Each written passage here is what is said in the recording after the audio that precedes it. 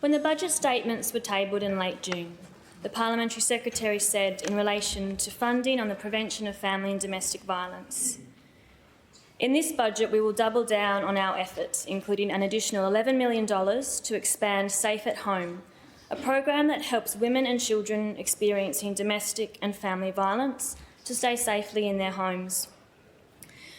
This will enable the expansion of 4 existing domestic violence outreach services and establish 3 new sites of assistance, and an additional $1.4 million to progress planning for expansion of FDV shelters in Albany and Geraldton, as well as 5 additional refuges across the state that will significantly boost access to services." Now, this is just one part of the funding that has been allocated in this space, and of course, we wholeheartedly support the expansion of these crisis programs. It's a sad indictment on our society that these are sorely needed and that demand for services continues to increase, as do the rates of family and domestic violence. Before I go further, I want to acknowledge today that I will make references to sexual violence, including rape and to suicide. I recognise that these are deeply distressing subjects for many, and I offer this warning out of respect for any who would be affected. So, starting with a consideration of the scale of the problem. We've recently seen the WA Police crime statistics released for the 2024-25 financial year, and these reveal that, sadly, family and domestic violence continues to rise. Family and domestic violence-related offences now account for 22.8% of all recorded offences. Total family and domestic violence offences are up from 39,132 in the previous year to 45,775. The number of breaches of family violence restraining orders that were investigated by police in the last financial year increased by almost 20% to 20,082. And the number of breaches of family violence restraining orders that were actually found increased almost 20% from 11,259 to 13,462. What's even more troubling is that these figures are underreported. WA Police Commissioner Cole Blanche said, "I have a special advisory group who specifically inform me, who are industry experts in family and domestic violence and survivors themselves, who tell me up to 70% of women are still not reporting to police for various reasons."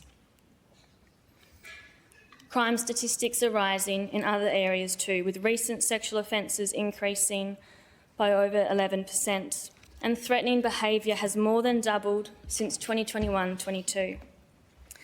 The reality is that whatever we're doing now is not enough, that the frontline supports are not enough, and that prevention measures are essential in the space of family and domestic violence, and also, specifically, in the area of preventing violence against women. The budget papers include ongoing funding commitments to a program called Our Watch. The funding is $129,000 in the out year 2026-27 and to the full out years. Now, the aim of that program is to embed gender equality and prevent violence where Australians live, learn, work and socialise. This program was established under the original National Plan to reduce violence against women and their children, which was from 2010 to 2022. We now have a new National Plan to reduce violence against women and their children for 2022 to 2032. And the vision committed to in that plan is for a country free of gender-based violence, where all people live free from fear and violence and are safe at home, at work, at school, in the community and online.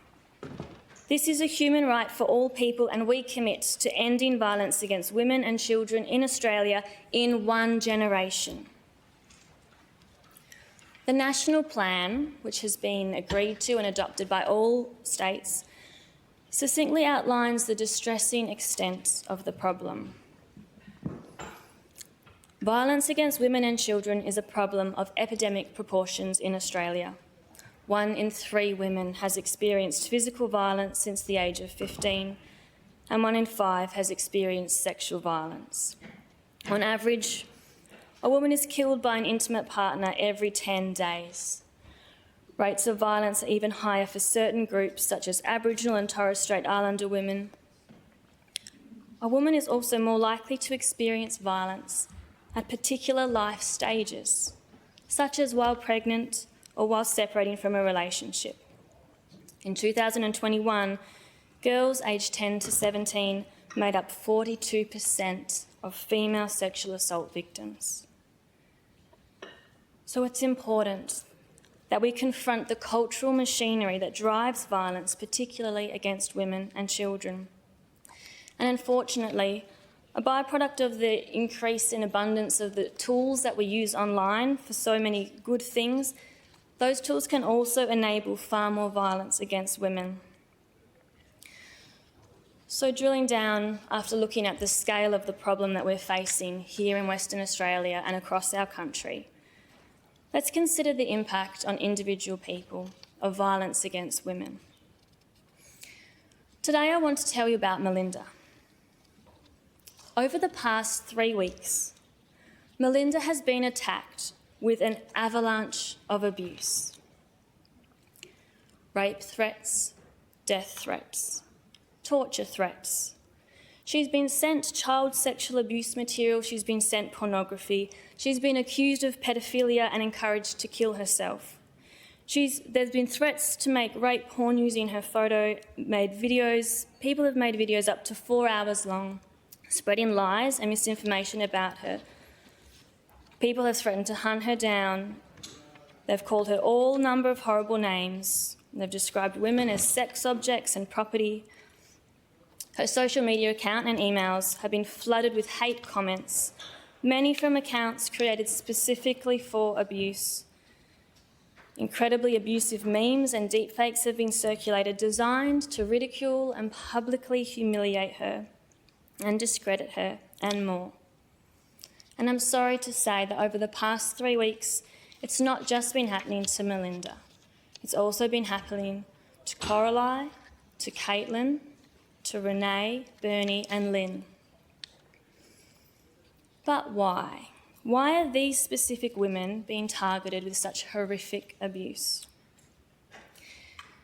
Back in April, there was a small but significant change in the online gaming world. A platform named Steam removed a rape simulation game called No Mercy. This came about because thousands of people emailed the company, tens of thousands, over 70,000 signed a petition calling for its removal. At the time when it was discovered, this group of women also discovered almost 500 other games on that platform depicting rape, incest, sexual torture and child abuse. And these games are openly accessible to anyone, including children. So these women, who are part of a group called Collective Shout, contacted payment processing companies, given that they derive financial benefit from facilitating the sale of these games, and asked them to cease processing payments on gaming platforms which host rape, incest and child sexual abuse themed games. Now, I won't repeat the descriptors of these games. If you're interested in either understanding what is so abhorrent about them in specific detail or understanding some of the threats that have been received by these women, the details are on the Collective Shout website. But through their advocacy work, these brave women and the thousands of people who stood up with them have successfully had hundreds of these games delisted. And it didn't stop there. At the end of July, thousands of games glorifying rape, torture and sexual violence against women and girls were delisted from gaming platform Itch, while it carried out an audit to determine if the games complied with updated terms and conditions of payment process gateways. Now, the backlash against these actions has been massive claims, large petitions claiming that these infringe on the freedom of expression. And Caitlin, who works with Melinda, voiced what so many of us believe when she said, "I don't think men's speech should trump the rights of women and girls. Violence and dehumanisation of women should not be acceptable outcomes of free speech. We also have to consider whose voices are being heard and whose are being silenced. Does free speech apply to women, to survivors of rape and sexual assault? Do we have a right to object to speech that promotes and normalises violence against us?" The irony is that the retaliation that has been poured out really underscores the fact that these types of games encourage such violent behaviour. So while there's been some changes in the online gaming world, a greater cultural shift is required. It's very clear that this sort of behaviour online and the behaviour that's happening out of the online space is unacceptable, but also very difficult to combat in a legal setting. Melinda and the women at Collective Shout are brave to put forward a vision to see a world free of sexploitation where the objectification of women and sexualisation of girls is unthinkable. So today I'm standing with Melinda, I'm standing with Caitlin, Coralie, Lynn, Renee and Bernie and calling it out. I'm backing in the UN Special Rapporteur on Violence Against Women and Girls, Ms Reem Al-Salem, who has called for action against this torrent of abuse, specifically saying, "I expect and hope all those that have a mandate to act, be they state institutions or businesses, to put an end to these threats and to the violence." Ms Al-Salem continues to say, "No one has an unlimited right to freedom of expression. If it incites violence, misogyny or hatred against a person or a group, including women and girls, or a group of them, it is prohibited under international law."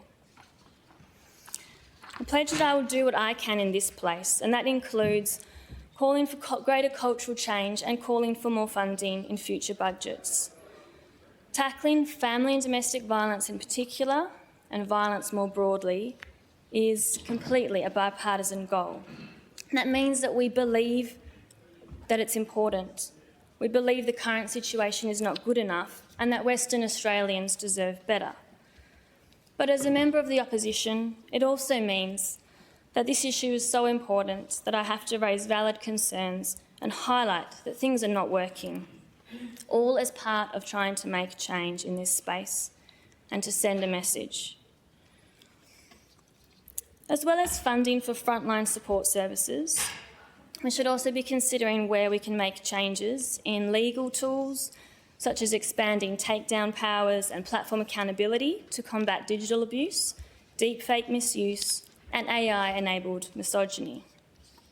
Now, I do note that the government has introduced a bill into Parliament which will bring in a broader range of offences, particularly in relation to post and boast, which will make it illegal to engage in activity that glorifies or boasts about specific criminal conduct.